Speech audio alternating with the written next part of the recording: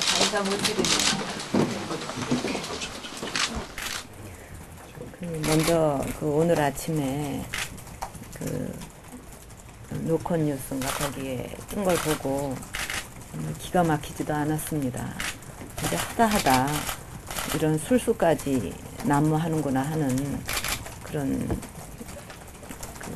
참 분노를 참을 수가 없었는데, 분명히 언론에서는 그 얘기를 분명히 들었다고 하니까 이방호 말씀을 한 이방호 총장께서 우리 핵심 누구하고 그 얘기를 했는지 분명히 밝혀야 됩니다. 그건 제가 끝까지 밝혀내겠어요. 저도 전혀 모르는 일이고 우리 쪽에 아무도 그렇게 알지를 못하는 일을 누구랑 의논을 해서 청와대에 들어가서 그거를 다 승낙을 받아서 와가지고 저한테 또 통보를 했다니, 도대체 이런 기가 막힌 일이 있을 수가 있습니까? 분명히 밝히기를 제가 아주 요구를 합니다. 그 핵심 인사가 누군지. 그동안에 그 공천을 공정하게 기준을 가지고 하겠다, 그렇게 또 이야기도 당에서도 했고, 또 뭐 대통령께서도 그렇게 말씀을 하셨고, 그렇기 때문에 저는 그동안에 잘 되기를 바라면서 쭉 지켜봤습니다. 또 그거는 뭐 저하고의 약속이라는 문제보다도 원칙과 기준을 가지고 공정하게 공천을 한다는 것은 공당으로서 당연한 일이지, 누구하고 약속을 했기 때문에 하고 안 하고 그럴 문제는 아니라고 생각합니다.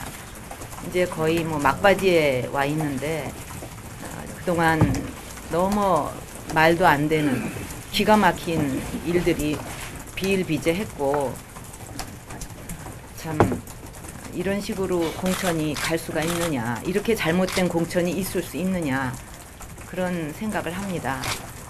기본적인 당의 예의는 공정한 원칙을 가진 공천입니다. 안 될 사람을 되게 해서도 안 되지만, 아무 문제 없는 사람을 안 되게 떨어뜨리는 거, 이렇게 기준이 엉망인 이런 공천은 저는 그동안 야당 생활하면서 정권 교체를 위해서 고생해온 이런 당원들에 대한 기본적인 예의도 못 갖추는 거다, 그렇게 생각합니다. 누구를 봐달라는 것도 아니고, 안 될 사람을 되게 해달라는 것도 아니고, 누구를 부탁한 것도 아니고, 내 계파를 무슨 이쪽 계파를 인정해달라, 그런 얘기도 한 적이 없습니다.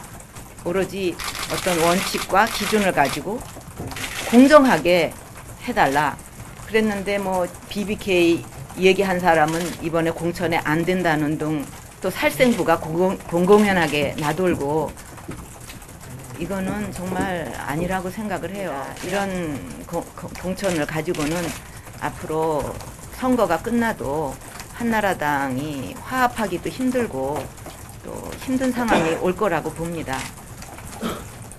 정치 발전도 앞으로 기대할 수가 없고, 한나라당 발전도 기대하기가 어렵다는 것이 제 생각입니다. 우리가 바라던 그 정권 교체를 이뤘는데 왜 당이 이렇게 가고 있는가, 이런 모든 상황에 대해서 누군가 이런 잘못된 상황에 대해서 책임을 져야 되지 않냐, 그런 생각을 합니다. 이방호 총장께서 우리 쪽에 핵심 인사가 누군지를 분명히 밝히셔야 됩니다.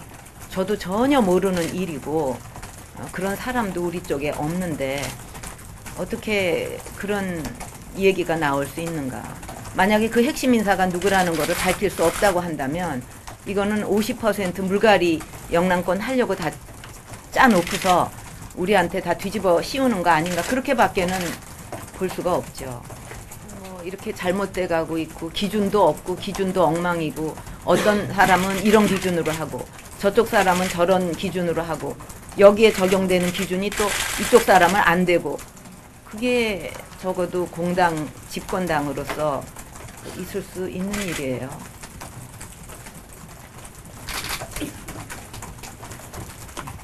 자, 정리하겠습니다. 그러니까 이게 기준이 없다 보니까 한 분만. 그 후보들이 전부 기준이 있으면 아 내가 그 기준에 뭐 이렇게 해당이 되니까 난 안 되겠구나 이런 어떤 그 뭐를 가질 수가 있는데 여기는 이 기준 저기는 저 기준 마음대로 이렇게 되다 보니까 모두 이게 어디로 튈지를 몰라갖고 전부 전전긍긍이에요. 납득을 할 수가 없고 이런 공천은 저는 처음 봅니다. 세상에. 나가자. 제가 그 대통령께 분명히 말씀을 드렸어요. 그 어떤 기준을 가지고 공정하게 공천이 꼭 이루어져야 된다.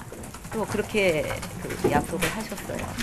근데 여러분들이 보실 때 더 잘 아시잖아요. 이게 공정하게 그 공천이 됐는지 어떤 기준을 갖고 됐는지 여러분들이 더 잘 알고 계시잖아요. 다 뭐 보도들 보시니까.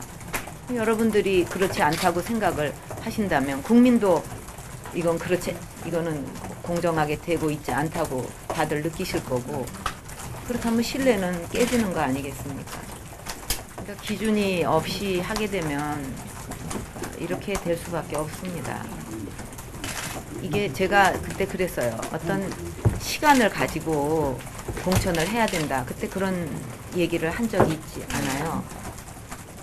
그렇게 해야 충분히 검토가 되는데 지금 이제 문제가 된 것을 어떻게 할 것이냐, 어떤 기준을 할 것이냐.